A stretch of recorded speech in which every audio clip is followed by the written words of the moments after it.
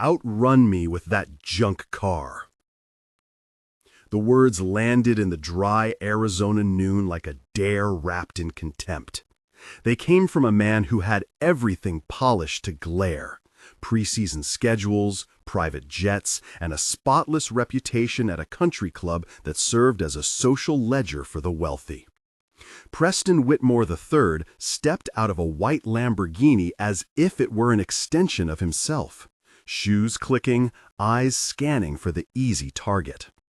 Across the intersection, a battered 1972 Camaro idled at the light, faded paint catching the sun like a memory rather than a machine. The Camaro might have read as nostalgia to anyone passing by. To the man with the Lamborghini, it was an object of scorn. The man in the Camaro, hands steady on a worn steering wheel, did not look like a celebrity or a threat. He looked like someone who had been in garages for most of his life, someone who felt more at home with a torque wrench than a press release. His name was Malcolm Travers. To the people who knew him best, kids in the neighborhood who called him Coach, the volunteers at the training days, the men who'd worked in his garage, he was the quiet center of a complicated life. Three-time Formula One champion, founder of a racing academy for disadvantaged youth, and the kind of man who cleaned bolts until they shone. He had not set out that afternoon to be at the center of a spectacle. He had been on his way to the Travers Racing Academy, a modest facility on the outskirts of town where his students leaned into the same lessons that had driven him: patience, precision, and respect for machinery. He had left his garage early that morning, the way he always did, lights on for the old photos on the wall, a cup of black coffee cooling, the hum of a shop radio tuned low to avoid waking anyone. Inside that garage, the Camaro told a different story than its paint. The exterior carried the years in the form of a dented door and a rusted badge. Inside, under a hood held by a single latching pin and a hand-lettered ST sticker for Samuel Travers, a rebuilt 454 sat like a sleeping beast. It was not a showpiece, it was a statement. Forged rods, a camshaft ground to a specific profile, triple plane intake, a carburetor retuned to breathe like a living thing. Malcolm had kept the build close, methodical, and utterly unflashy. The engine had been his father's project before it became his. Samuel Travers had taught him to hear the difference between a lifeless idol and an engine that simply wanted to be loved. Malcolm kept his trophies on a narrow shelf in the corner of the garage: 3 F1 cups, a photograph of a younger Malcolm with a flag bent over the finish line, a shoebox of letters from kids who trained under him. The Academy's success, 142 graduates who had gone into automotive trades, engineering programs, or apprenticeships, was not something he shouted from social feeds. It lived in the names embroidered on the jackets hanging by the door, in the lunchboxes dropped off for weekend workshops, in the low-slung pride he felt when a former student called to tell him they had been offered a job. He tightened a hose clamp and thought of his father. Samuel had taught him more than how to balance a carburetor. He had taught him a code: don't explain who you are, let them see. Samuel had carried his own injuries through life: finger missing, hand oil-scarred, a termination from the local country club's maintenance crew in 1983 that still hovered like a loose ledger entry in the family history. That termination, a thin file boxed in the garage, had never been fully explained in public. It was a wound Malcolm had learned to treat with work rather than words. When the light turned red at that intersection, Malcolm felt the same steady pulse he always felt before he started something important: a calm that sat behind the ears, a knowledge of where to leave room and where to push. He had somewhere to be, but no desire to engage with the man in the Lamborghini. He kept his hands loose on the wheel, one foot braced on the floor, watching. Then, Preston stepped out and spoke the 5 words that would upend more than an afternoon. Outrun me with that junk car. There are insults with teeth and insults with a smile. This one had both: contempt for the car and an assumption about the man behind it. Preston laughed as he spoke, the kind of laugh that expected everyone else to mirror his delight. Around them, a handful of drivers looked up. Someone recorded with a phone. It is difficult to measure how much humiliation costs in advance. You can't quantify the time it takes to recover a reputation, nor the ways an easy slur can ripple into structural consequences. Preston extended the stakes. At first it was money, a wedge of bravado. He would wager a sum common to men on country club prides. Then the wager hardened. "Sign over every share of Fin Edge," he said when the light turned green, Fin Edge being his family's financial services company and a totem of the wealth Preston carried like armor. The words landed heavier than cash. They were a public claim of absolute confidence, an attempt to reduce a man to a spectacle and then monetize that spectacle into ownership. For a moment, Malcolm did what he usually did. He receded from words. He was not a man who sought headlines. He was a man who let craft speak. But there are times when silence becomes a kind of consent.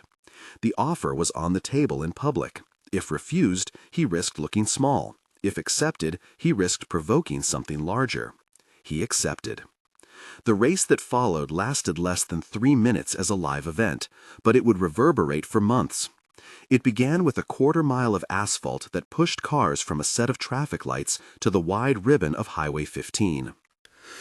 The Lamborghini was a machine of electronics and launch control algorithms, engineered for precision and packaged with features that render a novice driver temporarily clever. The Camaro was pure mechanical logic, raw displacement, heavy torque, and the kind of unpredictability that rewards an understanding of weight transfer and throttle finesse. To the uninitiated, the simplest parts of driving fast are the most theatrical: the roar, the blur of surroundings, the shift points. But Malcolm's advantage was a set of skills learned in circuits that demanded more than straight-line speed. He had an F1 driver's instinct for the apex, the precise spot on a corner where the line bends for maximum exit speed, and a practiced sense for traction: how much power to give and how much to hold, how to avoid wheel spin at the precise moment the rear tires bite. He had also learned to make a car behave like an extension of himself, to turn its complaints into cooperation. The light turned. Engines screamed. For someone watching in a parking lot or through a dash camera, the first seconds were a confusion of noise and motion. The Lamborghini surged with a visible electronic assistance that recalibrated its torque on the fly. But even such sophistication depends on the human at the wheel to translate what the car offers into consistent lines. Preston knew how to win at the country club. He was less certain with mechanical subtleties pressed to the edge. Malcolm launched the Camaro with a heel-toe downshift, an old technique that allows rev matching for smooth transitions, and modulated the throttle so that the front end stayed light enough to kiss the apex without sliding. He was not raw power, he was finesse. At the first bend, where a wide sweep tightened into an off-ramp, Malcolm held a line that hugged the curb, then let the car's weight fall forward mid-corner for a stronger exit. Each shift was a conversation with the machine. The Lamborghini complained with a stiff understeer where its electronics fought to rein it in. The Camaro slid and found purchase. The race was not a high-speed drag where power alone dictates victory. It involved curves where instinct mattered more than horsepower. Malcolm took them on with the same measured aggression he brought to championship circuits. The Camaro's 454 sang under his hands. The smell of hot rubber mixed with exhaust and the thin metallic tang of brake dust. Passers-by would later describe it as a blur. Preston would later insist his car had been sabotaged. But the dashcam did not lie. The stopwatch recorded a closing margin. Malcolm crossed the junction at Highway 15 14 seconds ahead. Preston's face did not fit the loss. He had expected a spectacle, the easy snap that comes from humiliating someone publicly. He had not planned for the humiliation to be returned in kind. For him, the loss was an affront that needed correcting.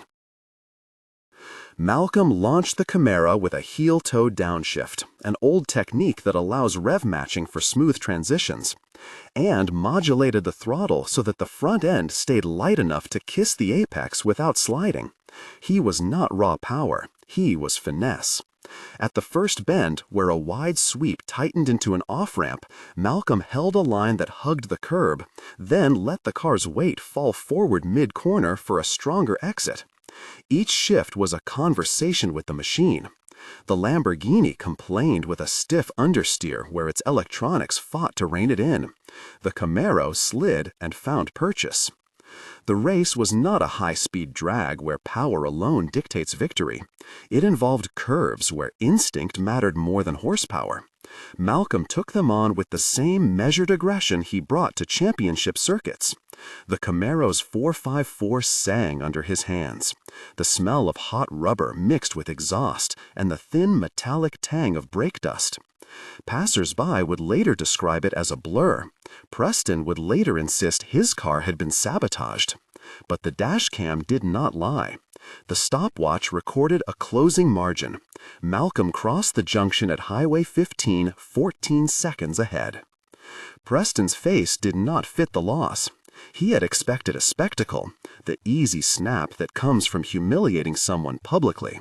He had not planned for the humiliation to be returned in kind. He reached for the only tool his life had taught him to trust in such a moment: authority. He dialed. Officer Daniel Perry arrived within minutes. His patrol shift had him in that quarter of the city that day, and found 2 men and a crowd.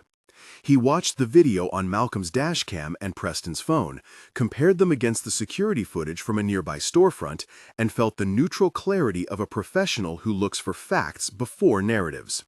He had seen Malcolm before, a name attached to community outreach, someone his own kids had practiced baseball with at local fields. He had no axe to grind. What he did have was the tape. Timestamps, trajectories, brake lights, and clean footage that would resist the flummery of spin. When he spoke to the crowd, he did not grandstand. He reported what he saw: evidence of a race initiated by consent of both drivers, strong disparity in driving lines, and a crowd that had not witnessed dangerous recklessness beyond the staged challenge. He noted that there was property damage, small scrapes on curbside poles, but nothing to indicate criminal intent. His focus on factual recounting would later prove pivotal. When the stakes moved from roadside humiliation to corporate warfare, Perry's report became a stabilizing document among competing narratives. Preston's response was not limited to a police call.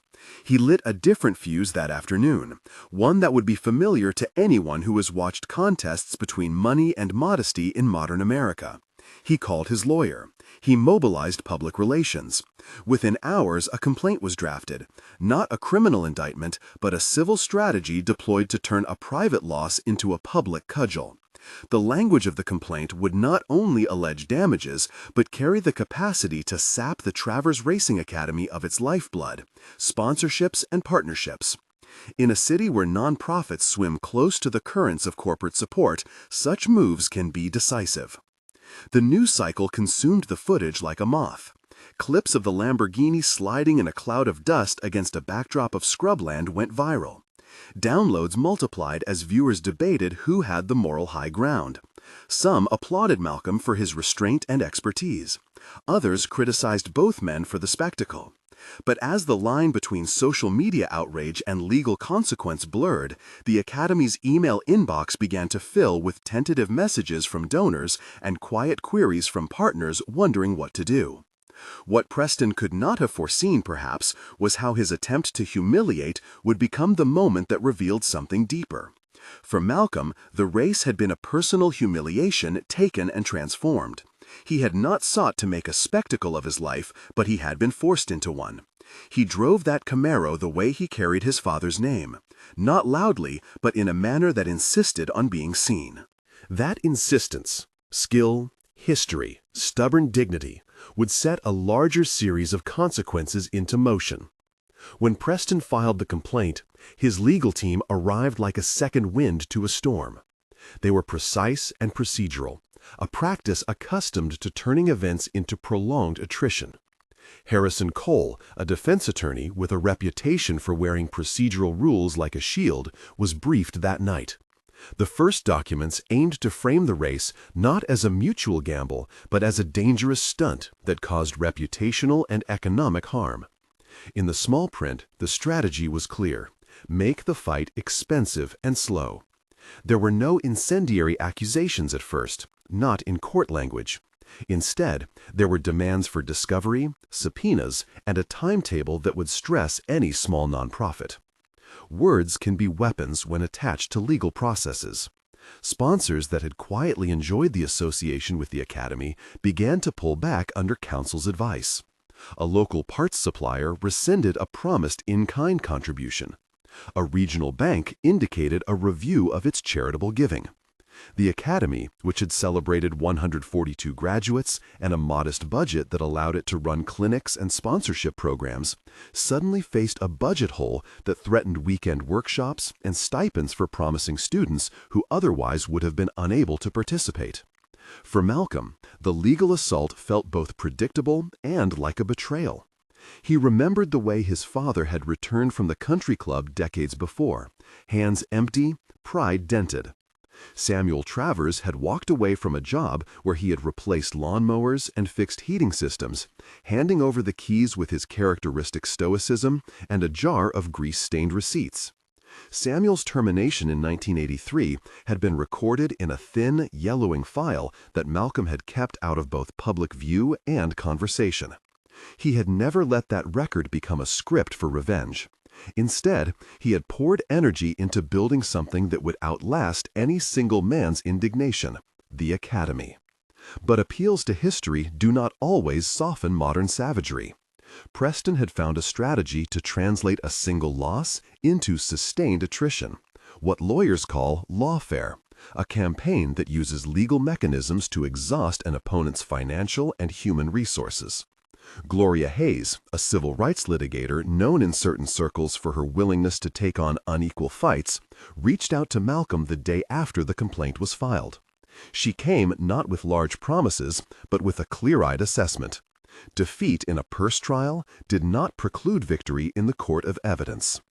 By then, the story had spread beyond local feeds. A reporter named Rachel Bennett, an investigative journalist with a steady cadence and an instinct for patterns, picked up an anonymous tip that linked the incident to prior interactions at the Ridge Arrest Country Club. The tip referenced a phrase that had been used before: junk car. That phrase, seemingly innocuous, kept reappearing in security footage and whispered council room remarks. Rachel's initial queries were small and methodical. One more security tape here, an email forwarded there. She would later assemble what she found into a narrative that suggested the car insult was more than contempt. It had been a coded way of diminishing people who did not fit the club's preferred image. At the Academy, the mood oscillated between determination and worry. Parents called, asking whether their kids would be left without lessons they had come to rely on. Students asked Malcolm whether he was going to fight. He did not make grand promises. He told them what he always did: do the job, fix the machine, and keep the work honest. But privately, he felt the first winds of a fight he had not sought.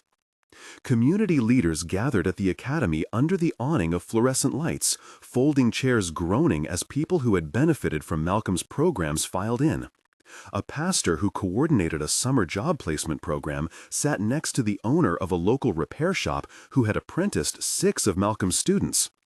They did not speak in legalese. They spoke in lists: invoices, scholarship months, a roster of kids who had learned not only to change oil, but to believe that something better was possible. In the days that followed, the public narrative fractured into competing frames. Preston's legal counsel painted a portrait of a wealthy man embarrassed by a stunt, concerned for his brand and fiduciary duty to shareholders. Malcolm's allies framed the episode as a modern instance of the old pattern: a wealthy man reducing a black man's dignity in front of others, then trying to wield procedure to erase the consequences. Both were attractive storylines for different audiences. The tape of the race sat in the middle like an unblinking witness, its timestamps and angles resisting simplification. There was one practical document that stood apart from higher moral claims: the police report. Officer Perry's notes were not an argument. They were a chronicle that placed actions in sequence. He had recorded both drivers' statements, the crowd's dispersal, and the time-stamped video. In future hearings, lawyers on both sides would return to Perry's report as a grounding instrument, an impartial ledger in a battle becoming increasingly about narrative.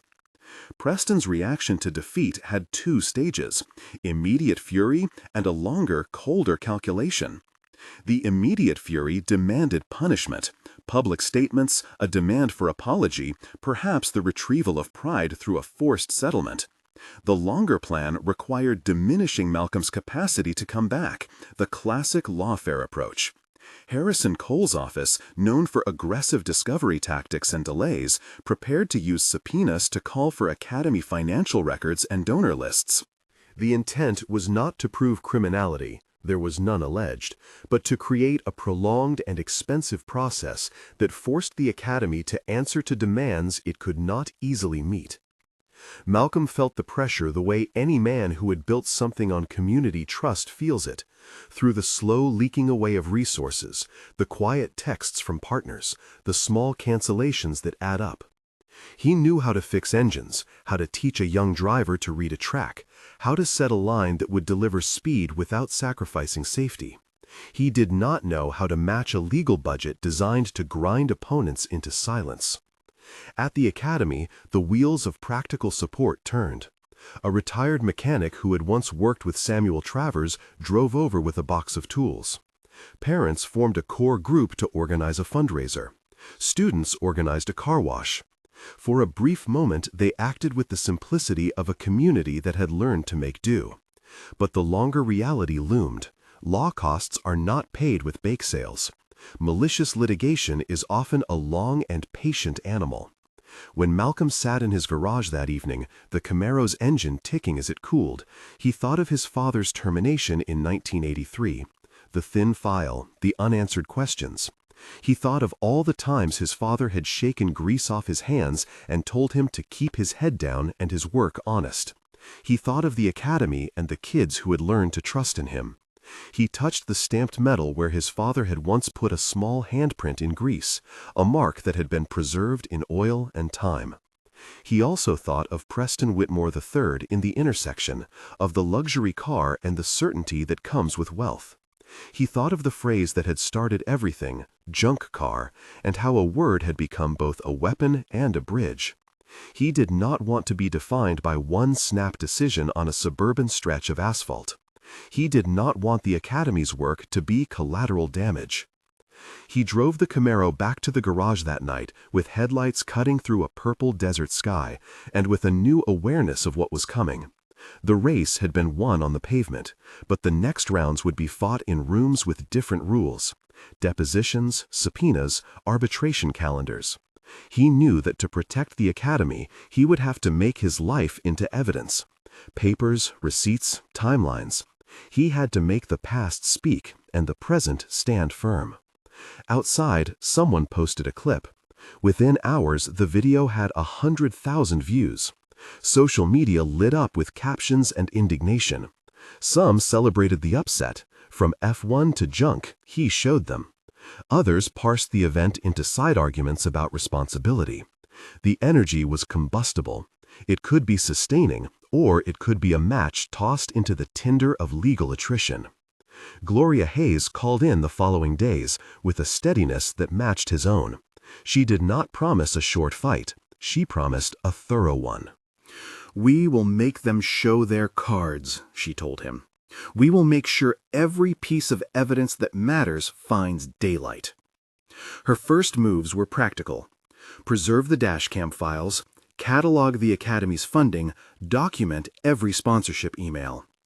Her presence changed the tenor of the fight from a personal skirmish into a strategic contest.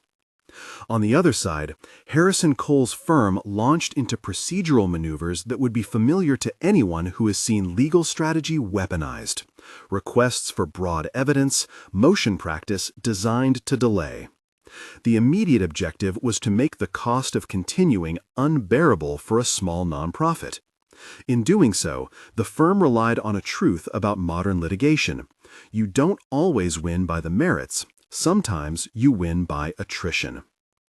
At the Academy, the first ripple of that strategy landed like a quiet physical blow. A furniture sponsor put future donations on hold pending ongoing litigation.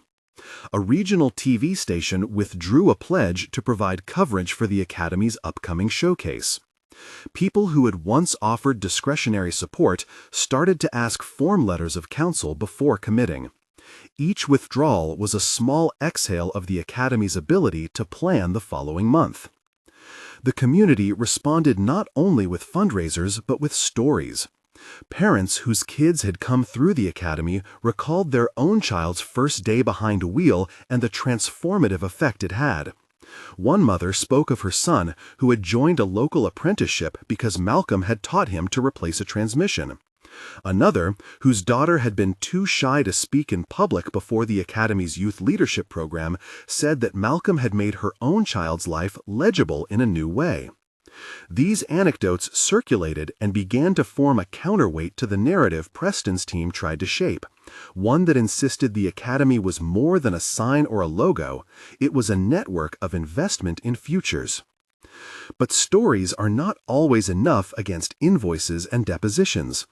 The legal standoff made the practical suggestion of fundraising sound like a temporary salve rather than a structural solution. Malcolm had built a life where outcomes were earned at the limit of control.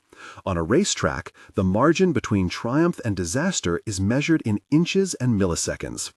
In courtrooms and arbitration rooms, outcomes are measured in deadlines and budgets. That asymmetry unnerved him. As the pressure mounted, the memory of his father's old file took on new meaning.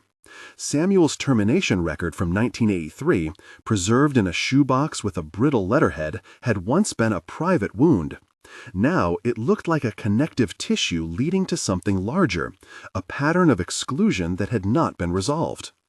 If there were bones of a story there, they would be helpful in countering the narrative that painted Malcolm as a reckless participant.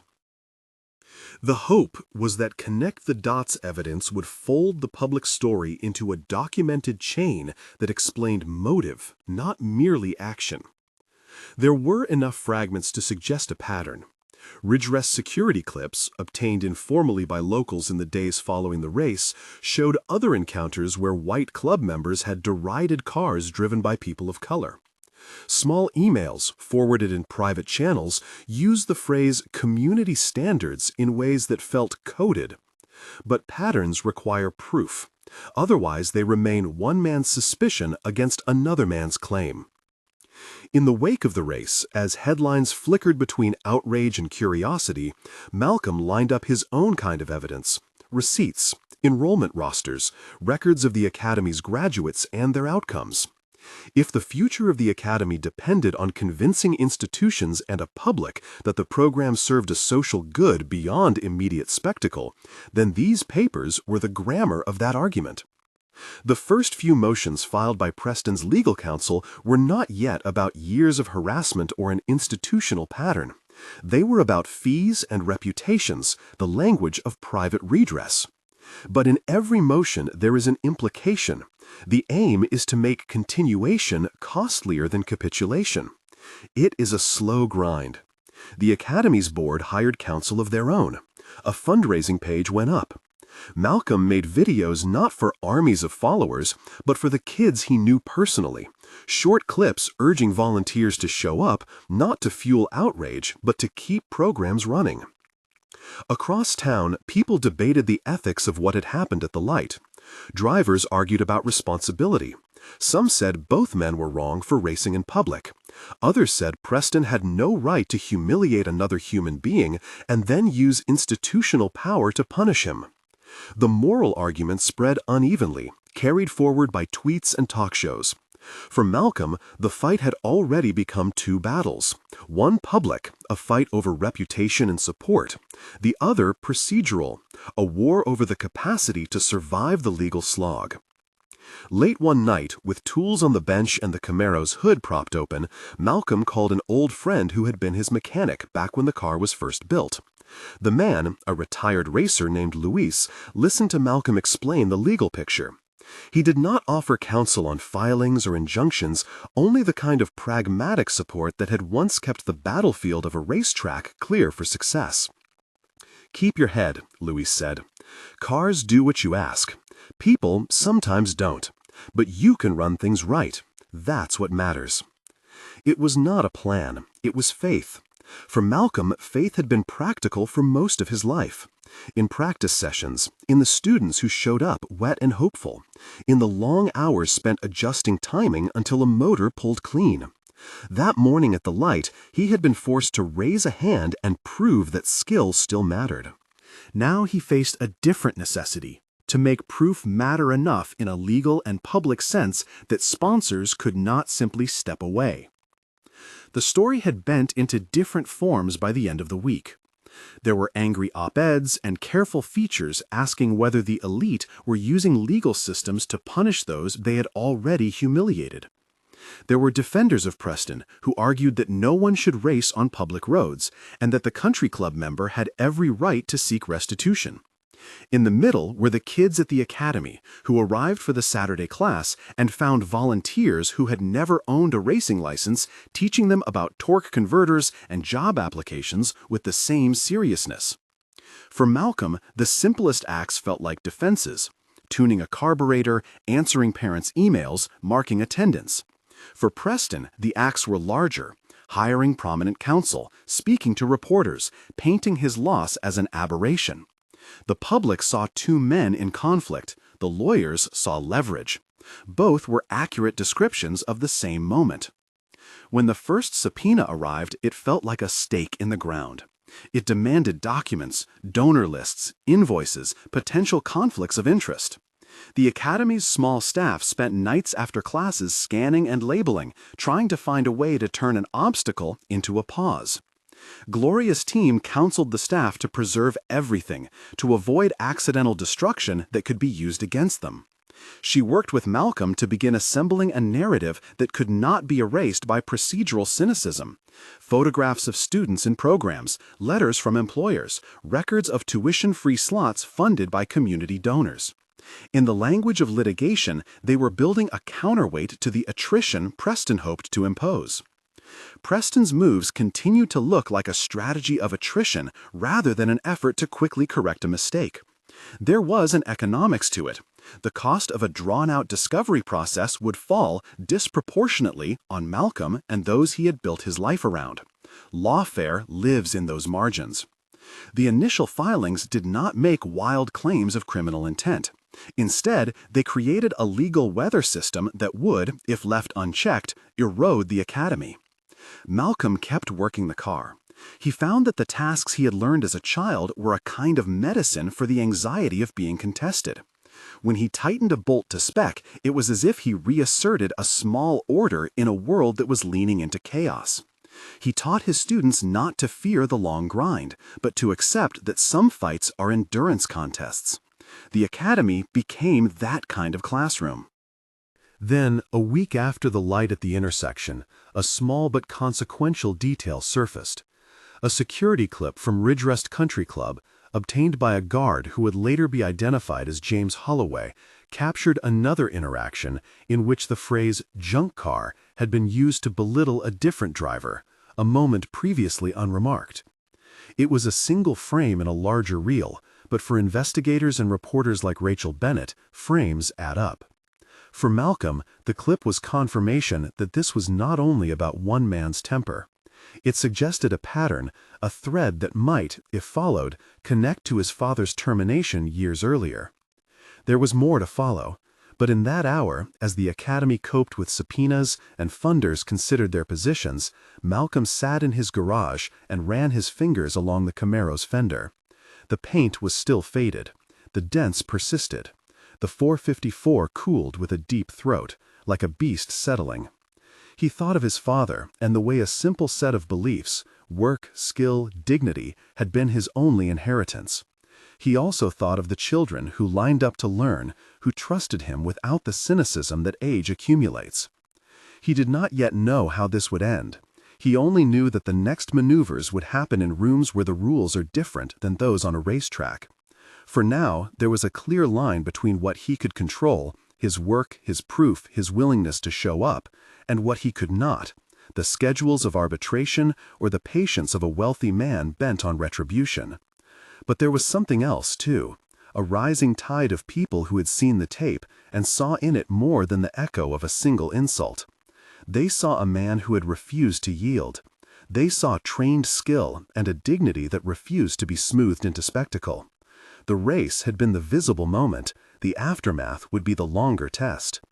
If the first chapter was the sun-baked corner and the scream of a launch, then the nights that followed were the slow, procedural grind, a different kind of engine that required a different kind of tuning.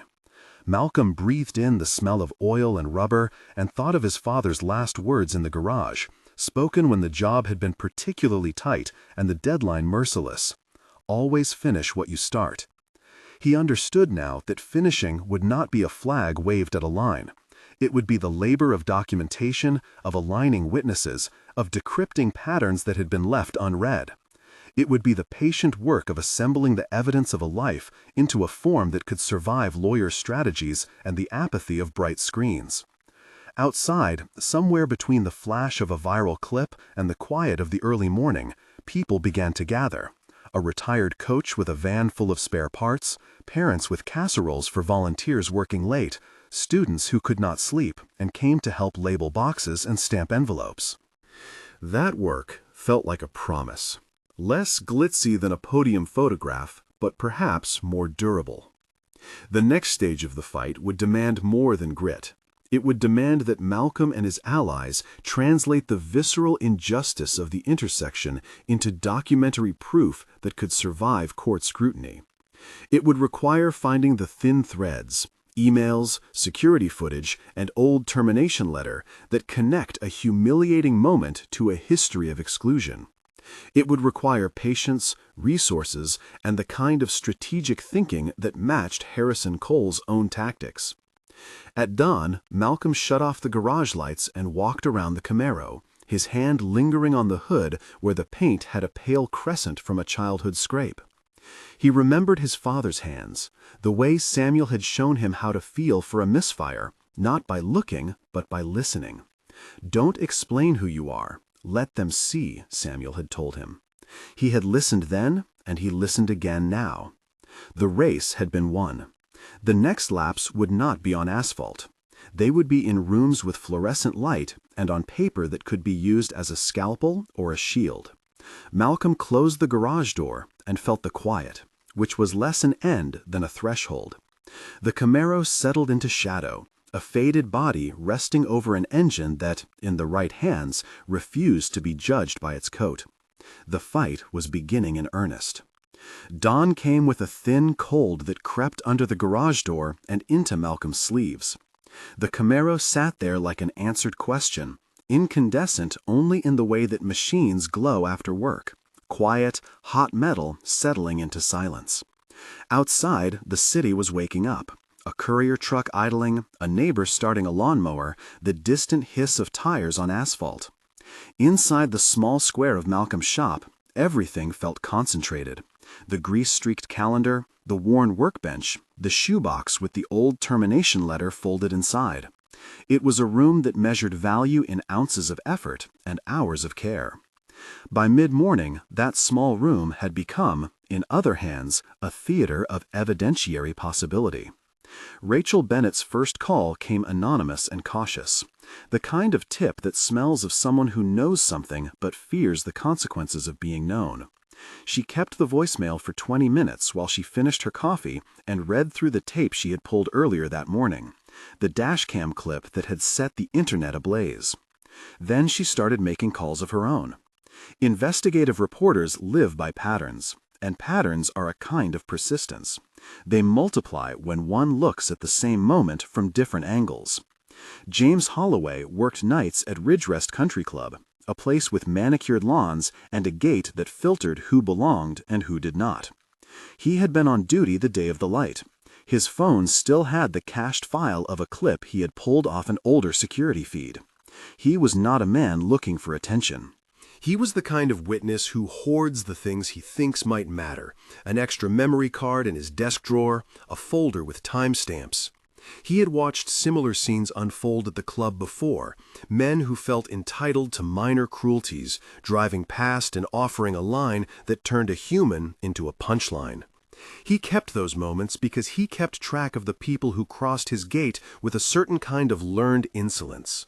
When Rachel called, James listened. The reporter she trusted filtered everything through verification. "If you've got something," she said, "we'll protect you. There are ways to do this right." He hesitated the length of a breath and then agreed to meet. First in a diner near the club at dawn, then in the dim back office where the security console still hummed with soft LED light. He slipped a flash drive across the table, the kind of small plastic artifact that can shift a story's weight. The clip on that drive was not dramatic in the way viral videos pretend to be. It was a grainy, institutional picture. A vehicle slowing at the Ridgerest entrance, a shadow of a man's profile, a quick exchange, words that had lodged in James' memory. The camera's timestamp flicked in the corner. It placed the exchange months earlier, a time when nobody had thought to hold that particular phrase up to light. There it was, clear enough for anyone who had watched the viral race. "Junk car," said plainly and with a small, satisfied laugh. Rachel's newsroom is a slow machine that comes alive at the slightest scent of a pattern. She threaded the Ridgerest clip into the race footage, into private messages she coaxed from an inside source at the club, and into an email chain that someone had forwarded with the subject line, "Community Standards." The phrase, "community standards," on its face seemed harmless, an administrative rubric.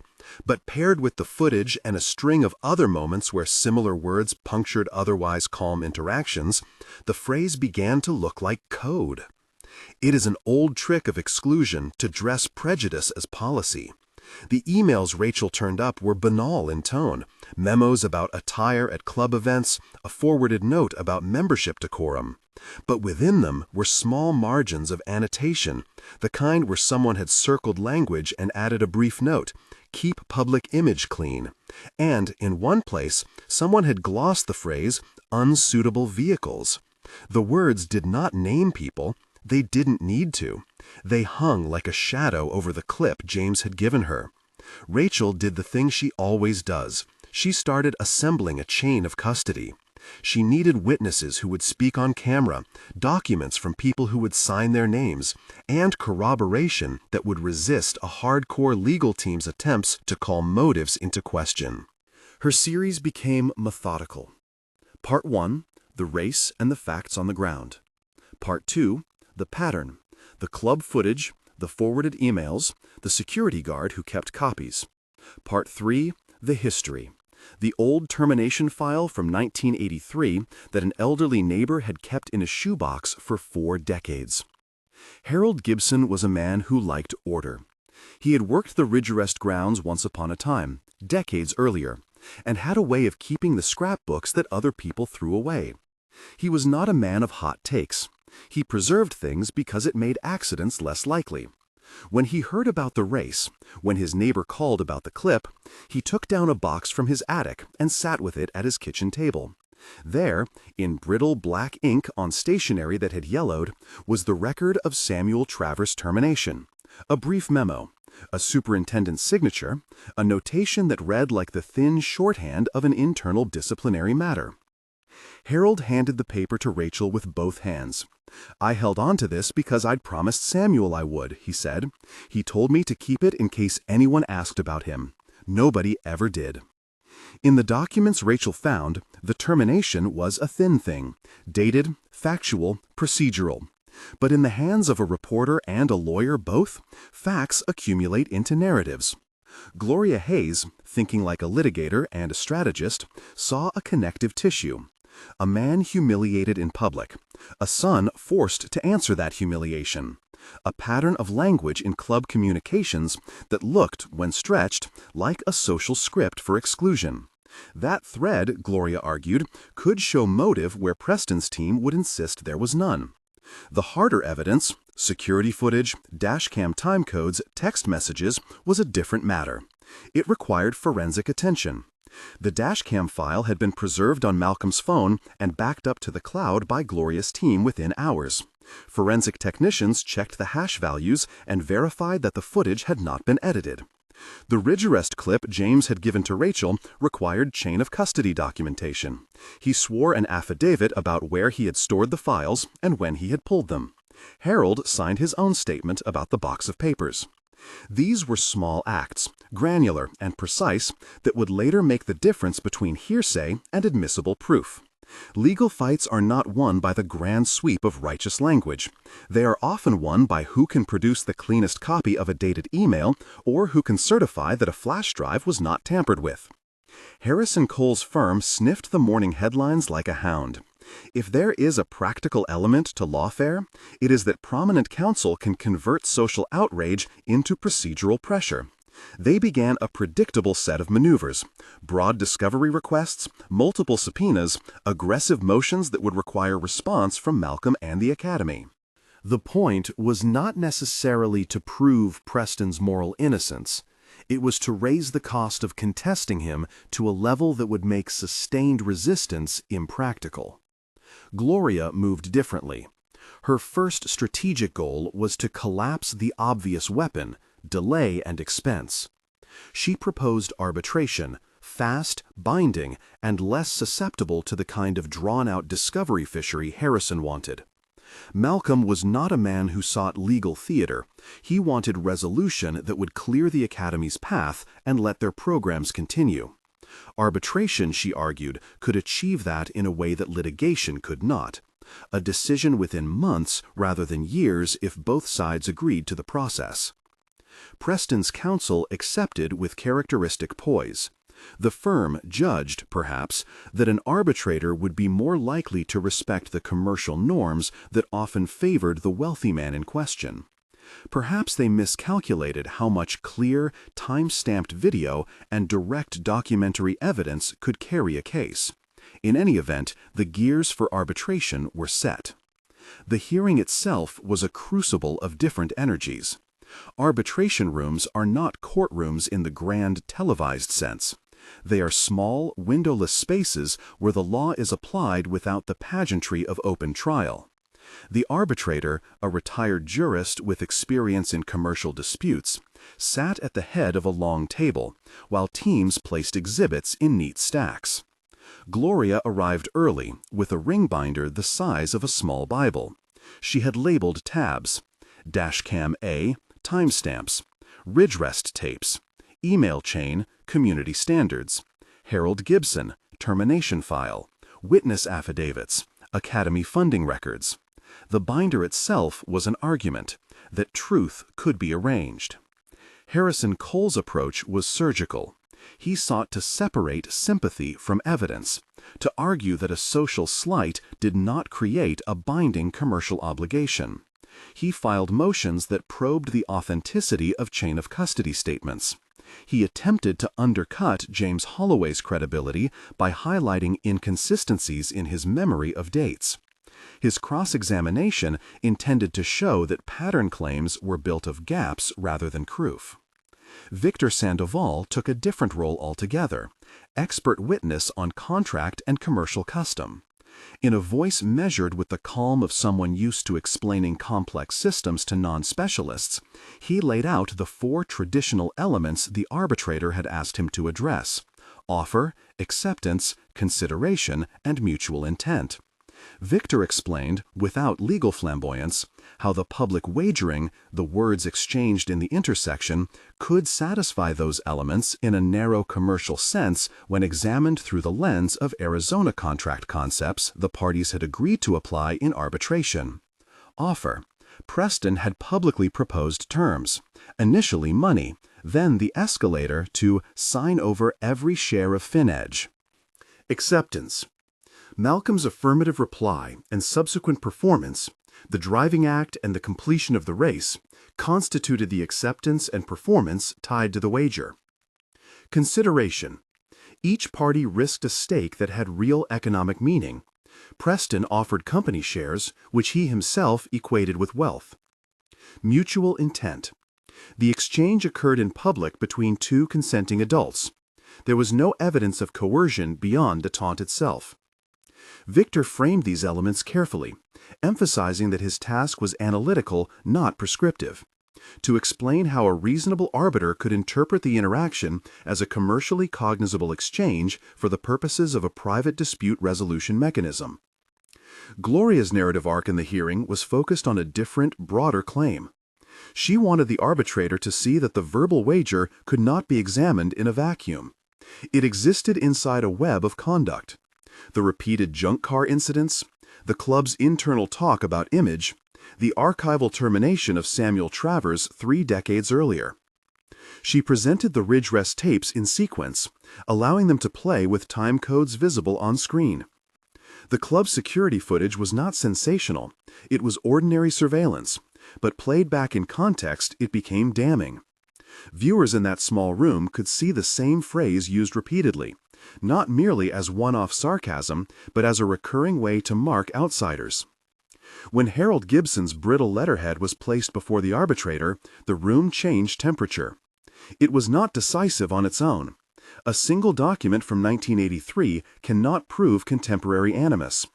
But it did show a thread of related institutional conduct over decades. It added texture to Gloria's claim that Preston's family and the club had long intertwined notions of suitability with mechanism for enforcing them. Malcolm's counsel argued that motive in a commercial dispute can be relevant to equitable remedies. In other words, if an arbiter found that the wager served as a way to humiliate and then to apply legal attrition to a nonprofit, that context could justify an equitable remedy more substantial than an award of damages. Harrison's cross-examinations were sharp. He attempted to reduce evidence to the smallest common denominator. How could a private email about community standards be proof of contemporary discriminatory intent? He moved to limit the impact of older records. He argued that legal recourse for a public humiliation ought not to be conflated with institutional wrongs across decades. Gloria met this by tightening focus on the Academy's vulnerability. She placed before the arbitrator a ledger, a list of sponsors who had withdrawn support in the immediate aftermath of the race, the canceled partnerships, the paused in-kind contributions. She presented affidavits from parents who feared program cuts, from employers who had hired Academy graduates and attested to the program's social worth. The story, she asked the arbitrator to consider, was not simply who won the race. It was a question of whether the wealthy man's legal campaign had the practical effect of stifling a nonprofit that served vulnerable youth. The hearing's pace was merciless. Exhibits one after another, precise questions about who found which file and when. The arbitrator asked pointed queries about chain of custody and about the Academy's financial projections absent sponsorships. Harrison pressed on technicalities. Gloria offered a relentless fact-presenting cadence that left little room for plausible deniability. Rachel's series ran in parallel. She published Part 1 with the raw dashcam footage and interviews with parents and students. Part 2 set out the pattern, threading Ridgerest clips and emails into a narrative that suggested a social script of exclusion. Part 3 brought Harold's documents to light, and with them a human face of continuity across generations. A man whose father had been sidelined decades earlier by the same institution that fostered Preston's family fortune. Social media did the rest of the work that no one in an arbitration room could do. It made the story communal. It forced shareholders and board members of companies associated with FinEdge to ask questions about reputational risk. It made sponsors think of customers and clients who might not like their brand connected to a man painted in a certain light. That pressure manifested not as legal proof, but as commercial consequence, something Harrison had perhaps underestimated. 2 weeks after the hearing's evidentiary close, the arbitrator released a decision that surprised some and satisfying others. He found that the elements of a mutual exchange existed in the public wager, and he found that the subsequent legal campaign had targeted the Academy in a way that substantially threatened its mission. The remedy he fashioned was not a simple award of damages.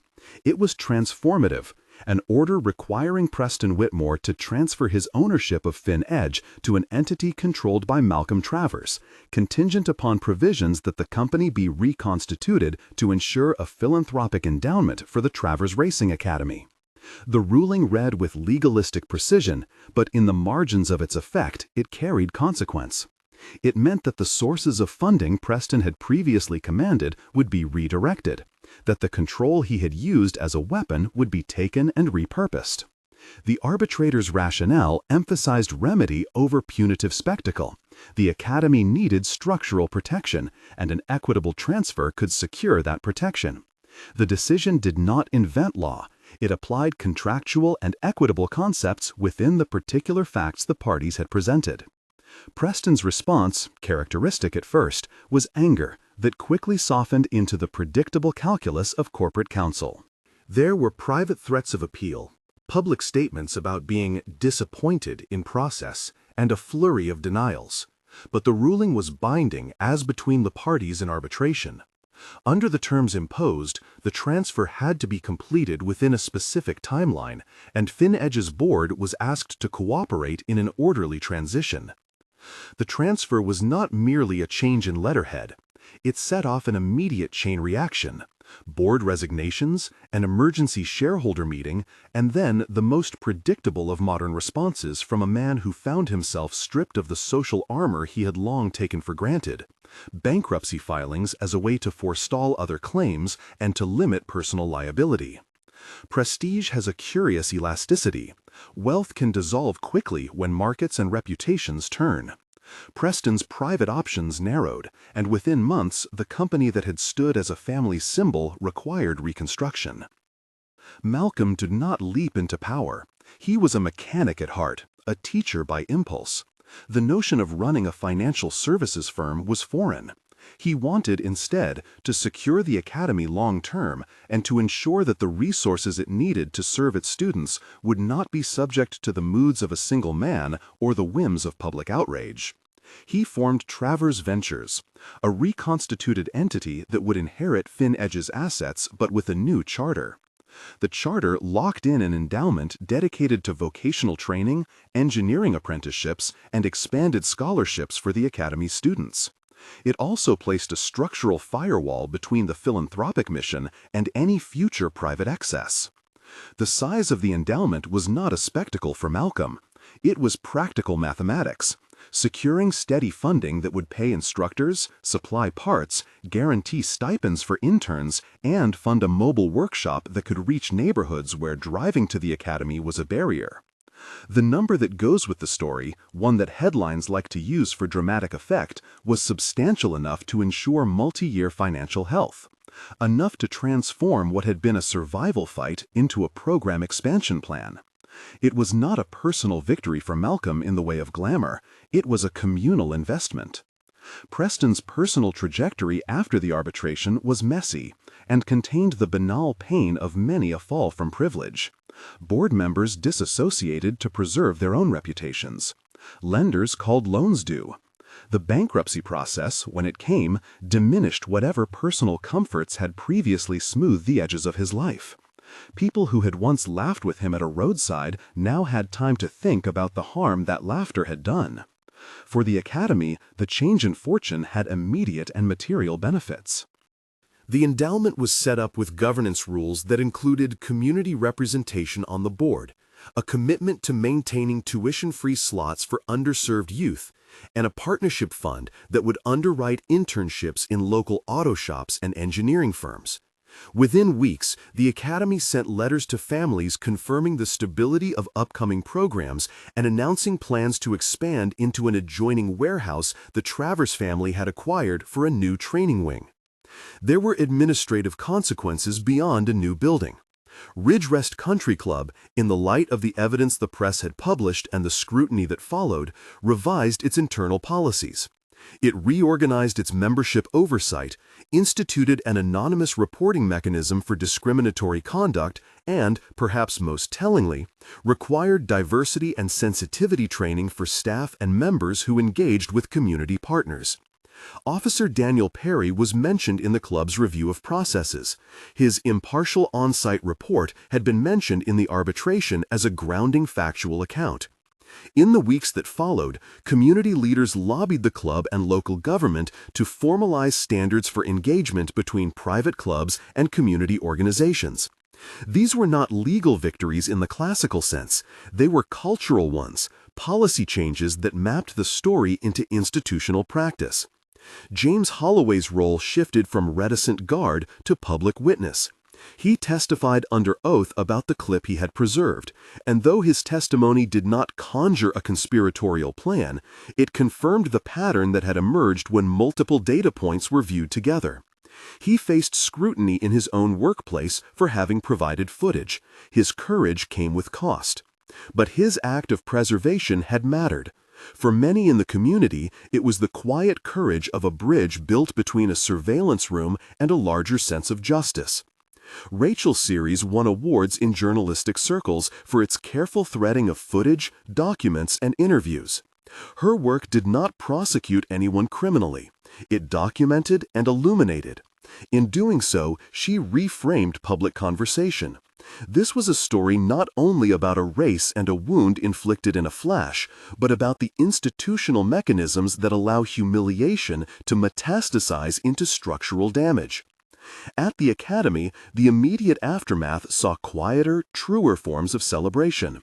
Students who had feared program cuts now saw plans for new modules in advanced diagnostics and hybrid powertrains. Local employers, some of whom had initially hesitated to be publicly associated with the Academy during the legal fight, began to visit on open days offering apprenticeships.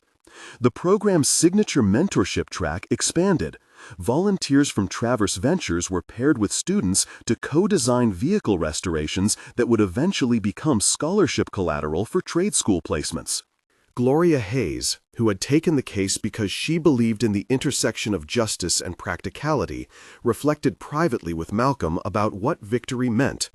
It was not a moment to gloat, she told him. It was a responsibility. You won a space for these kids to learn and to be seen, she said. Now we make sure they have the tools to last. Malcolm continued to be Malcolm. He did not suddenly crave platforms or speeches. He preferred the hum of a well-tuned engine to the roar of applause. But he also understood the symbolic power of the Academy's expansion.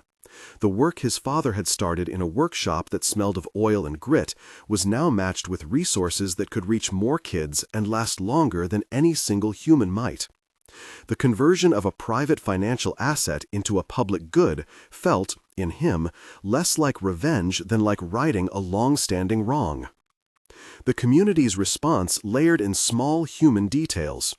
Parents reported fewer nights worried about whether their children could stay in the program. A young woman who had been enrolled in the Academy's leadership track accepted a scholarship to study mechanical engineering at a state university. A local radio host who had initially gloated over the spectacle ran a feature on Malcolm's Academy that ended with him visiting a high school shop class to teach a lesson on timing belts. Officer Perry received a commendation for his balanced and procedurally sound report, recognition for the role a careful public servant can play when facts matter. Ridgerest promoted a new director responsible for community liaison work and hired external auditors to review membership procedures. The world did not flip overnight into something Edenic. Institutions adapt slowly, and vigilance remained necessary. But there had been movement. Policy shifts, community investment, and institutional willingness, however incomplete, to at least pretend toward introspection. Public memory is selective. Viral moments decay into the archive of things once controversial. But the Academy's daily rhythms remained. Classes resumed. Parts arrived in neat boxes. Mentors signed on for Saturday sessions. Malcolm taught the same way he always had. Firm, patient, exacting about tolerances, subtle about the human edges of teaching. He still told the same aphorisms. Listen to what it tells you, he would say of a misfiring engine. And "Don't explain who you are, let them see," a line he had repeated to his students not as instruction for performance, but as a way of honoring a father's lesson in dignity. There were quieter legacies, too. At the Academy's expanded lab, a wall was dedicated not to Malcolm's trophies, but to the community's donors and to the names of former students who had become mechanics, engineers, and mentors themselves. The plaque included Harold Gibson's name, not because he sought recognition, but because his decision to keep a box of papers had altered the arc of more than one life. James Holloway's name appeared too, modestly, with a note whose phrasing the students would read for years: "For courage in preserving truth." Malcolm kept driving the Camaro. He restored the fade and buffed dents when he could, but he kept the car for what it had become, not an instrument of vanity, but a reliquary for a life. It had a scar near the driver's door, where a small collision had left a crescent in the paint, an imperfection that, in his mind, marked the car's honesty. The engine still had the deep-throated presence of the 454, and sometimes, when nights were quiet, he would stand with his hands on the hood and listen to the settling tick of metal cooling.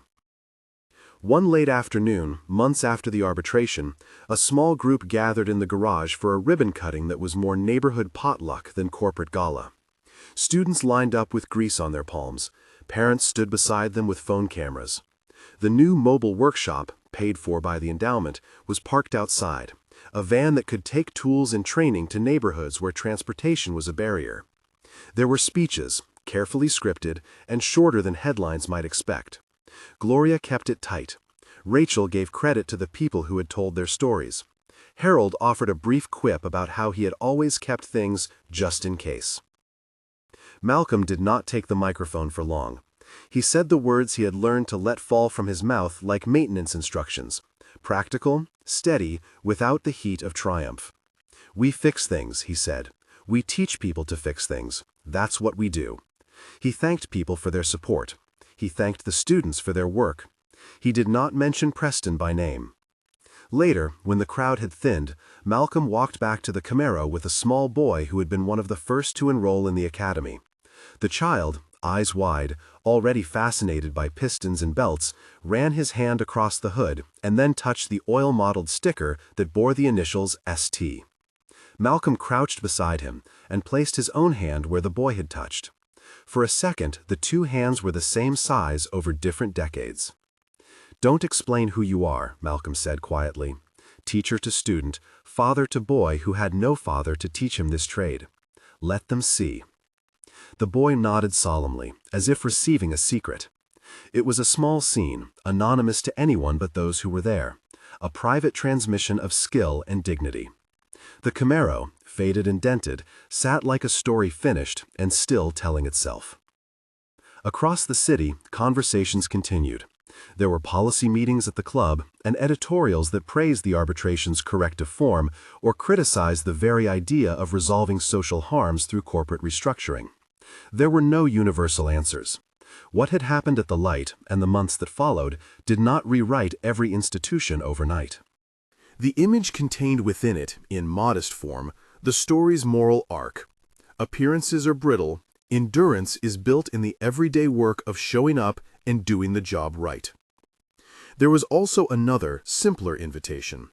The Academy's board had set up a page detailing ways to support expanded programs. It was not about celebrity or spectacle.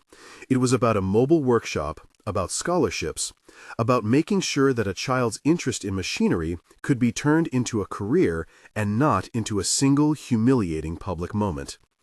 If this story had moved anyone, if it had moved a few to give time, money, or attention, that was the real currency Malcolm wanted to see. He parked the Camaro and locked the garage. The day's classes would be busy.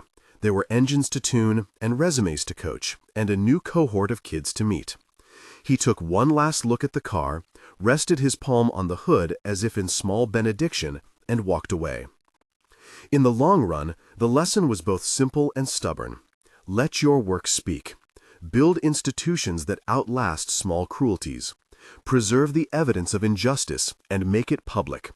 and, when called upon, respond with skill and with counsel that can translate a single victorious moment into durable change. If you want to learn more about the Academy's work or to support the expansion that was made possible after those months of fight, the Travers Racing Academy maintains a page with information on volunteering and donations. Share the story if it matters to you. Let the fact that a faded Camaro once outran a Lamborghini be a small parable about what happens when a community chooses to protect what it values.